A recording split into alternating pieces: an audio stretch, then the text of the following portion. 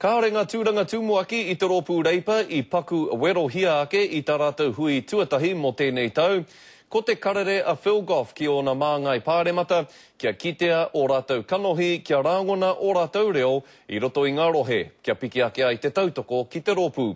Tāpiri atu ki tēnā, e kore rawa te rōpū toranga pū Māori e noho tapu ki a rātou I tēnei tau. Engari ke ia ka karawhiua rawatia. Kua mutu te wā pāina ina mō reipa, ki tā te tumuaki a Phil Goff, he tau nui e haere ake nei nō reira me hara mai te toki.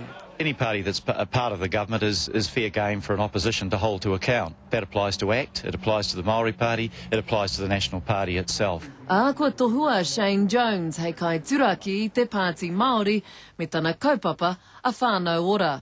Nui tonu tō mātou hia ki te tuki I te Pāti Māori. Kore rawa mātou hakai kia tohaina I te kotahi piri o na tāra ki ngā hoa o te Pāti Māori.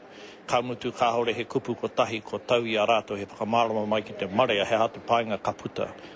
Kāre hoki a Phil Goff mo te hoki whakamuri I tāna I kauhau ai I te rātou mo te noho a te Māori me te Pākehā.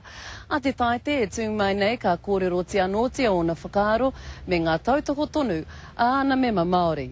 Kāre anoa reipa kia whakatangata whenua ia no I runga I ngā tūru āpitihana, nō reira ko te whāinga I tēnei tau, he whakatō I te whakaaro iro I roto I ngā kaipōti Māori.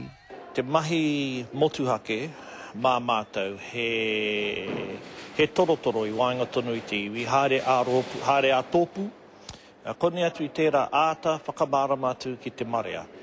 Kāhore he paku kotahi, he whakawhiwhia mai ana I te Pāti Māori ki te marea Māori. Hei te pōnei ka hākari ngātahi a reipa ki te whare o Phil Goff, mā te tau e whakātu me nā he niho o rātou, hei ngau kino I te kāwanatanga. Tina Wycliffe, Te Karere.